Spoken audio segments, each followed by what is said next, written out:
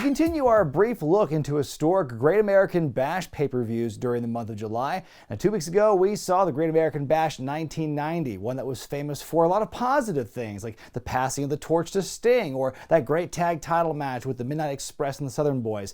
Well, this week's edition is going to be memorable for very different things, unfortunately, and this time it's WWE's turn at it. It's time for the Great American Bash 2006 from July 23rd at the Conseco Fieldhouse in Indianapolis, Indiana. This show was nominated by Chris Breezy over at patreon.com/wrestlingwithregret. This show is once again a Smackdown exclusive pay-per-view, still in the thick of that first brand split, where for the most part the borders between the different brands were somewhat enforced. This show is, of course, known for the debut of the Punjabi prison match. It's known for the end of a frankly sad World Championship reign, spoiler alert, but also it's known for three infamous words: elevated liver enzymes. Many of tonight's matches are changed because multiple folks pop with diagnoses of elevated enzymes of the liver, which is known to be a symptom of hepatitis C, but is also a side effect of taking oral steroids. Now, I'm not saying these guys took steroids.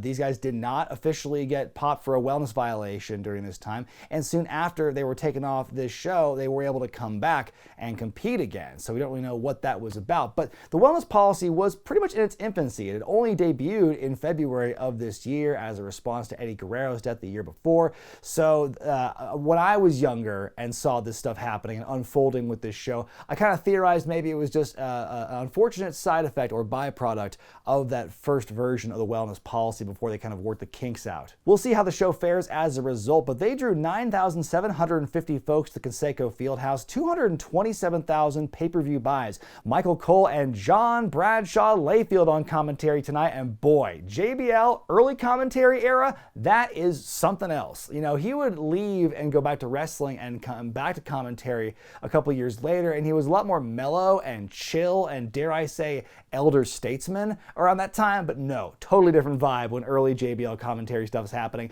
I'm going to be referencing his commentary a lot throughout this show, and you'll find out why soon enough. We open with a Smackdown Tag Team Championship as Brian Kendrick and Paul London take on the Pitbulls of Jamie Noble and Kid Cash. The champs are described as strange dudes to say the least. You ain't kidding. JBL openly questioning why the Spanish announce team is in his presence. Cool. Last couple of weeks, Noble and Kid Cash have had the champs' number, winning a non-title match, each guy winning singles guys against them and so forth. This match has got a lot of good wrestling early on, pretty good flow and pace. London and Kendrick with a rocket launcher early on, nice tilt-a-whirl countered into a crossbody. Double dive to the outside by the champs, but hang on, what's the deal with that sign on hard cam? Seems a bit insensitive to me here. Challengers with a distraction and they take over. Kendrick takes a little bit of heat before tagging London back in. Paul wants to skin the cat, but Noble dropkicks him. What a bump on the floor. The Pitbulls work over London now, really rubbing it in. Some close calls on the hot tag. London finally gets it. Kendrick flying all over the place. Kendrick with a big leap off the top of the outside onto Noble. Cash and London are fighting. Kendrick with the top rope sunset flip, the drop salt, the cover, and the win. I give it 3.5 stars out of 5. This is a solid opening match. I think these guys wrestled great. They had good chemistry, told a good story. This would be Kid Cash's last pay-per-view match before leaving the company, being released later in the year. And this was only the beginning of London and Kendrick's pretty historic reign with the Smackdown tag titles. They'd hold them all the way until next year. Backstage, the Great Khali wants to call the Undertaker out now, ahead of the Punjabi prison match, but Daivari implores him to wait. Then Khali just picks him up, and that's the end of the scene. Kind of a weird way to end it. Smackdown GM Teddy Long has bad news. Bobby Lashley has elevated liver enzymes, so he is out of the U.S. title triple threat match tonight. He says he doesn't feel like there's anything wrong with him, but Teddy says they're doing this for his health and that when he's cleared,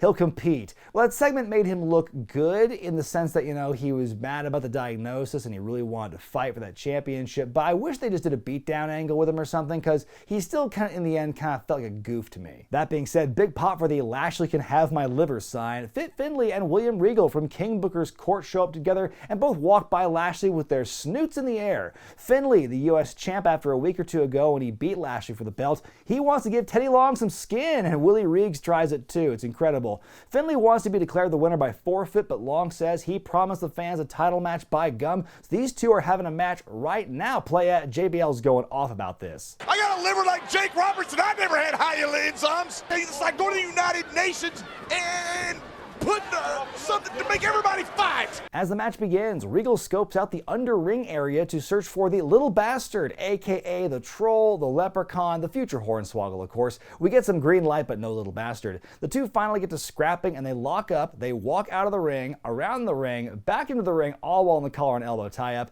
Cole points out on commentary that these two last wrestled each other 10 years before. Now that was uncensored in 1996 in WCW, and that match is famous for them two just beating the hell out of each other for real. Finlay breaking Regal's face in a couple of places before the match ultimately ends in a no contest. But here's a fun little trivia about this. The referee in that match in 96 was Nick Patrick. The referee for this match in 2006, Nick Patrick. Pretty cool. Regal chucks Finlay out of the ring and gains the advantage, but there's the little bastard who pops out and decks Regal with the shillelagh. Willie is proper spooked. They're trading uppercuts in the ring. Finlay takes over and Regal's screaming when he sells. Your little Merkel worm of his own.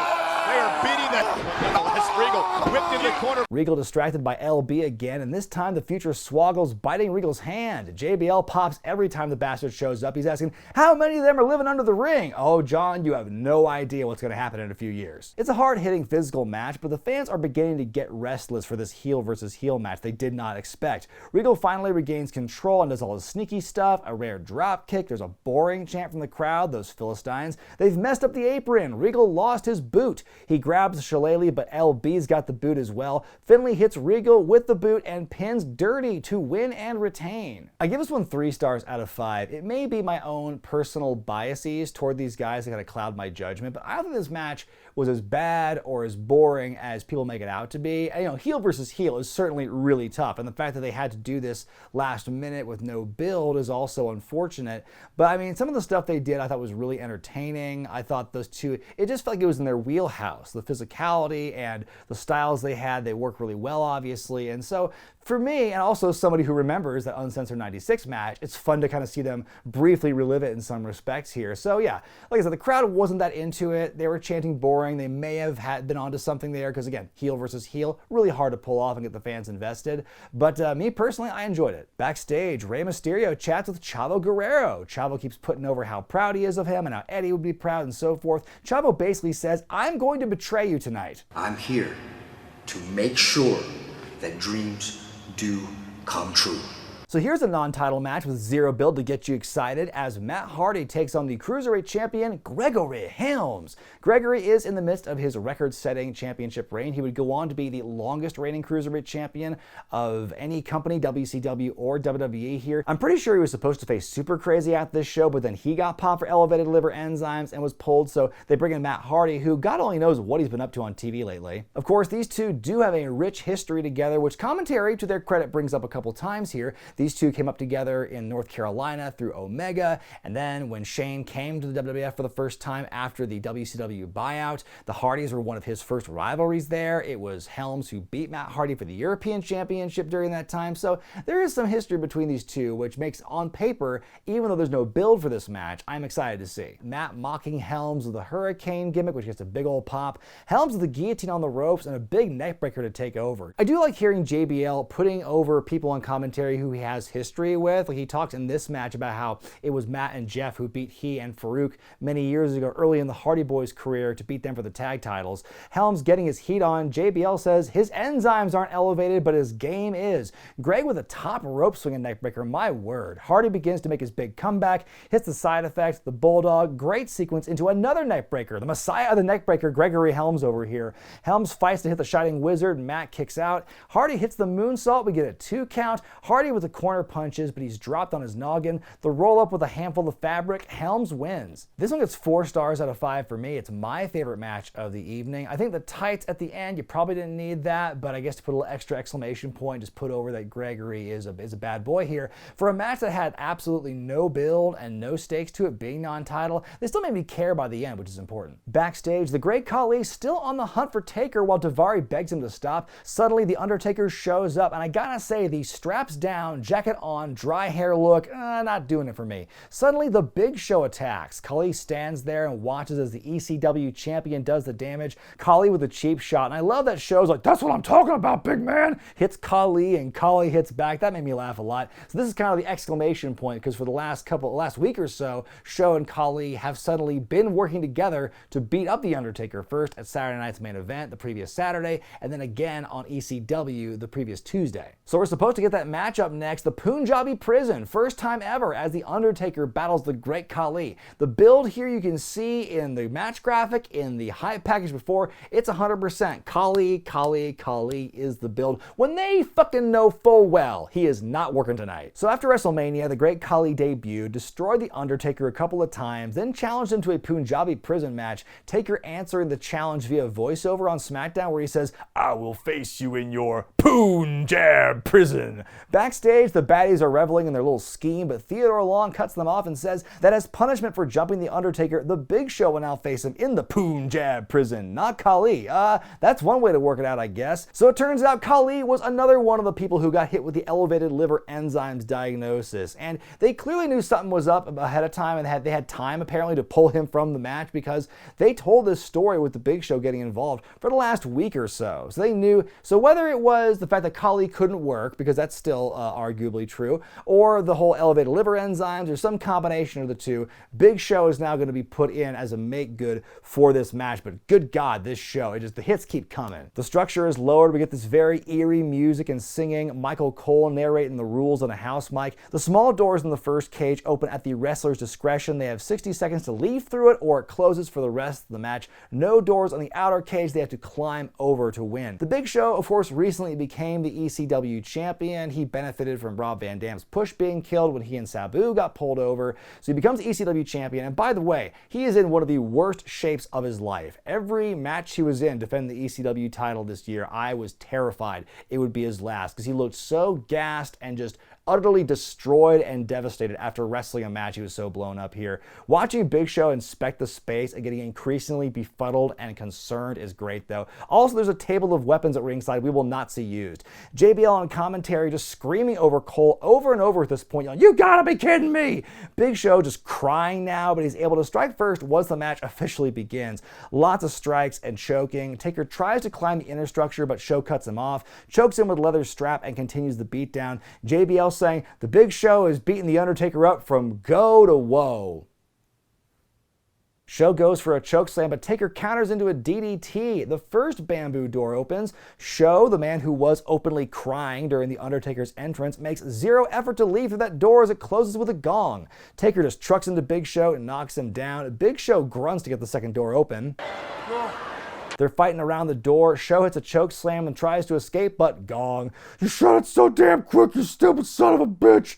Taker driven into exposed turnbuckle and begins to bleed, but still he fights. A superplex to Show. Oh, that doesn't break the ring, does it? Taker slumps out of the open door, but Show soon follows him out of the last door. JBL cannot stop saying that Taker is a shell of his former self, and that, oh, he's like Michael Jordan being on the Wizards and everything. Moments of brilliance, but still his best days are behind him. Like, dude, we are still 16 years from his Hall of Fame speech. Slow your roll. Show throwing Taker back into the ring just before that last door shuts. Pretty clever, but Undertaker climbs the smaller structure and joins Show on the wall of the other, slightly larger cage. A Tarzan spot by the Undertaker, shades of Halloween Havoc. Hits a big leaping leg drop, I guess you could call it a famouser, onto Show through the leafy table of weapons, and now Show is bleeding. Out come Khali and Daivari through the crowd, but as they're making their way, Taker diving off one cage onto Show, they crash through the outer wall, and Taker's declared the winner, though I'm not sure how they made that call considering they both fell through it. We then cut to a shot of Khali and Daivari having climbed to the top of the cage, just standing there really awkwardly looking like total goofs, as Show has his platoon moment. I give this match -1 star out of 5. This was hard to get through, and not just because there was, again, the additional disappointment of another match being changed last minute. In fact, I think the Big Show going in instead of Khali might have been to the match's benefit, because I can't imagine, all things being the same, how that match would have gone if Great Khali were in the Big Show's position here. It was just a slow match. It was about 20 minutes long. They had to go way too long, too slow and plodding. It's a new match type that they've barely even workshopped, and that they're not even sure if the fans are totally into it. And then you've got this finish, which kind of goes against everything you're told that, oh, you have to go over the top rope. It's St. Valentine's Day Massacre 99 again, but this time it's like, how does Taker win when they both fall through? In fact, Show lands first on his ass. So it's just one of those things where the finish is disappointing, but that's just one small part of a greater issue with this thing. They did their best, and also JBL on commentary, like I said, he's all over the place. He has good moments and bad moments here, like Michael Jordan playing for the Wizards, but man, he lays it on really thick here at times. Something fun I learned about this match in my research before filming this is apparently the rules for this match were kind of made up on the fly as they were trying to figure out how to actually have the match end. And there's an interview I read with Daivari where he talks about Pat Patterson kind of making the rules up involving, like, let's put timers on the doors, they'll close and they can't be opened again, and that'll help with the whole false finish of Taker being thrown back in. And that's pretty brilliant that they were able to do that and make it make sense. Backstage, Queen Sharmell's getting King Booker hyped up, and she tells him he will succeed where Alexander the Great, Julius Caesar, and Napoleon have failed. He will be the king of the world. All right, time to wake the crowd back up. How do you come back from a Punjabi prison match with a 4-way bra and panties match? You've got Kristal Marshall, Michelle McCool in her teacher days, Jillian Hall, JBL's former image consultant back when she had the big fake mold that the Boogeyman ate, then Ashley Massaro, the winner of last year's Diva Search. And all I can really say about her is, damn, what a tragic story she has in wrestling through WWE. It's really hard to hear what happened to her and how the company kind of did her dirty in that one. And boy, it sure makes all those things that are going around with Vince McMahon accusations right now ring a lot louder today. The faces tackle the heels and there's just lots of struggling. Kristal ripping off Ashley's shirt, and then Ashley gets a moment so iconic, TNA would rip it off just months later when Kurt Angle debuted for them. Michelle with a bad-looking backbreaker on Ashley, Jillian with the Fez press. Hall and McCool are actually getting some moves in now. Michelle striking next and takes off another top. Jillian and Ashley pants the baddies, then Michelle and Kristal start catfighting to deafening silence. Jillian wants to go for the big swing, but Ashley grabs Kristal's top instead and wins. We then get a very cringeworthy bit here where Jillian and Ashley take off each other's bottoms. Oh no, stop, don't do that, tee-hee. This is what SmackDown's all about. This is what SmackDown is all about. I give this match 0 stars out of 5. Why 0? Because it's still better than the Punjabi prison. Backstage, a babyface Mike the Miz Mizanin standing by. Miz made his debut for WWE sometime before this as part of the $1 Million Tough Enough. Did a whole retrospective on that many years ago, so check that out if you'd like. And he makes his official, main roster debut here as the host of SmackDown. And what that entails is every episode he'd come out there, he'd be out in the crowd, and he'd say, "Hoorah!" And then he would break down the big matches for the evening. He'd shout, "Hoorah!" again,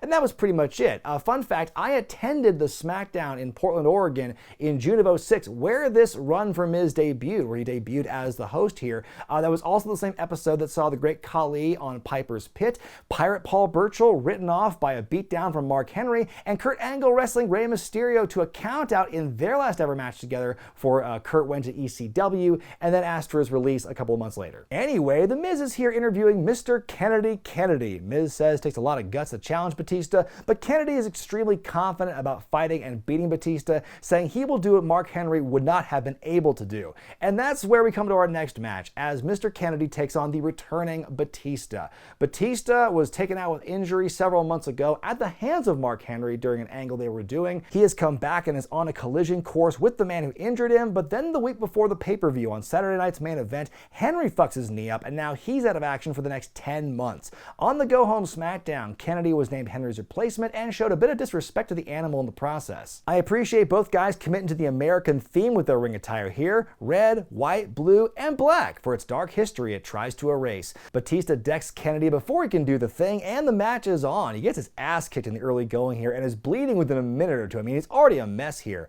Eye gouge and a little chicanery has Kennedy gain the advantage. Batista covered in Kennedy's blood now. Ew. Ken with that long hold locked in, but Bats fires back. He starts to make his comeback, throws Kennedy's shoulder first into the turnbuckle 3 times. Ken's head is just pouring blood at this point, like Dave's trying to squeeze the juice out. It's disgusting. Batista does not let up and is disqualified, but he's not done. 3 spine busters and a hard-fought Batista bomb. I give it 2 stars out of 5. I wasn't too disappointed with the finish. I get why they went that route, because in a way you're also protecting Kennedy. You don't have to get beat outright because they're clearly seeing something in him and they're going to push him. You can tell soon, but I think that he wouldn't have been hurt had he actually just lost, because it was, an interim opponent. He was a replacement, so, no harm, no foul if he loses to the big guy on his return, because Dave's going to be having a title match at SummerSlam 1 month later, so wouldn't it make sense for him to actually win the match?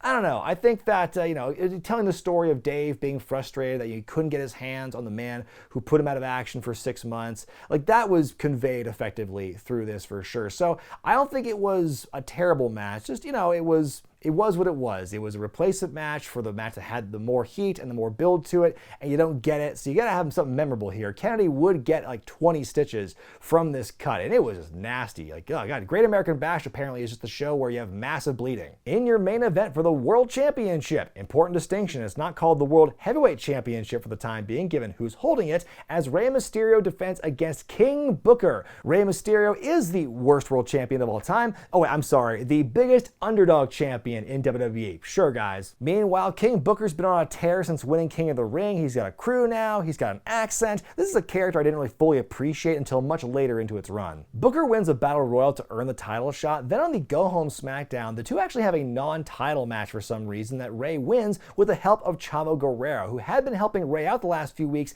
and is definitely going to turn on him tonight. King Booker and Queen Sharmell wheel in on a massive gilded parade float driven by a knight, and the longer I stare at this thing, the more I break down, because I'm like, what is this contraption I'm looking at? I get the parade float thing and it covers things up, but there's parts that I just don't understand. Like, what is going on with that hood? What's with the rug covering up the grill? The random gold floofy fabric next to the driver? This is like a version of the Homer. JBL is fucking amazing during this intro, by the way. He is just in awe of King Booker, of this supposed royalty. He stands at attention, the cowboy hat over his heart, just purple prose oozing out of him, showering Booker with praise. Then up next, here comes the champion. Damn it! There's an early feeling out process to start the match. Big ol' Eddie chant from the crowd, and JBL says, why these people are supporting Rey Mysterio, I'll never know. Well, now you're just saying the quiet part loud. Booker in control for a lot of this match, just overpowering Rey and keeping him grounded, but Rey still able to use his elusiveness and quickness to stay alive. Rey with the flying sit to the outside, goes to the Asai moonsault, but Booker dodges, hits the kick. That looks really good. Sharmell getting her heat in at one point. Booker stealing the Three Amigos, which Michael Cole calls sacrilege, goes for the scissors kick and Rey's on the comeback, goes to the 619, but still gets a big kickoff, and JBL's like, not this way! Goes for another 619, is tripped by Sharmell, who is then ejected. Big wheelbarrow turned into a bigger back suplex, Rey landing high. Booker goes to the flying nothing, but Rey gets the foot up and mounts his comeback again. Booker hucks Rey into Nick Patrick. The ref is down. The Patrick drop and roll. Rey finally hits the big kick, hits the frog splash. There's a cover, but no referee. Booker with a low blow and the bookend before grabbing a steel chair. Rey avoids getting hit, but then out comes Chavo Guerrero, who grabs the chair and just plasters Rey, hits him right in the face. Patrick slowly making his way into the cover and counting the three. King Booker wins and is the new world champion, and how appropriate is that at the Great American Bash? Sharmell repeats all hail King Booker over and over as we fade to black. It's more than a little fucked up when the guy who won the world championship, essentially because Eddie Guerrero had died and he had to spend weeks and months just carrying the banner of Guerrero and being his representative, so to speak, during this entire reign, would lose the championship due to a betrayal from another Guerrero less than a year later. That being said, I give the match 3.5 stars out of 5 because I think it was a pretty solid match on its own. It ran the risk of being overbooked, but I think it did the right thing here. They did good work to get us to this painfully obvious conclusion that everyone saw coming, but the work they did to get to that point I thought was pretty well done. The championship at that point was like a weight dragging Rey down. It was so toxic for him and his trajectory. So good to see Booker get this chance and to finally become world champion. I still think it should have happened 3 years earlier, but it's neither here nor there. It finally happens and he gets that time to shine. And again, the King Booker gimmick is something I really loathed and detested as this was happening in real time. But going back watching, like, man, that's a really brilliant gimmick. And it's kind of like how I felt with the JBL run, actually. It's something I didn't really appreciate until much later and kind of looked at it without the recency bias attached to it. I give this show a grade of C-. I'm not sure how much better the show might have been had all the matches stayed intact and nobody was pulled for whatever reason, but I bet the story progression on this show would have been a lot more coherent and enjoyable than what we got. Because save for the main event, really, there was none of that here because all these matches had to be changed for whatever reason. So you have these makeshift matches where good in execution, fine, competently done matches, but there's no story, there's no heat, there's no build to it. So what are we having these matches for? And I don't really consider it WWE's fault because, you know, they were dealt a shitty hand in the week or two leading up to this event and had to make do with what they had. But man, what they came up with was not a great replacement here. I mean, the best matches we saw on this show could have been fine TV matches, not necessarily pay-per-view. JBL, both the best thing and the worst thing about commentary on this night. Like I said, some okay matches, but a couple of really dog shit matches like the Punjabi prison match and the bra and panties thing really weighing the show down. Well, I hope you enjoyed this, unfortunately, very short look back at classic Great American Bashes over the years. I know I have so many left to cover, but unfortunately they were only, 2 weeks open in the month of July, so what are you gonna do? Next month, though, we are diving right into classic Summer Slams for the month of August, and the next one's gonna be, as I say often on this show, quite a doozy. I mean, when you have a main event such as this, The Undertaker versus The Undertaker, it could be very interesting, but we're looking at SummerSlam 1994. And where does Leslie Nielsen fit into all this? I'm Brian Zane, and I'll see you next time.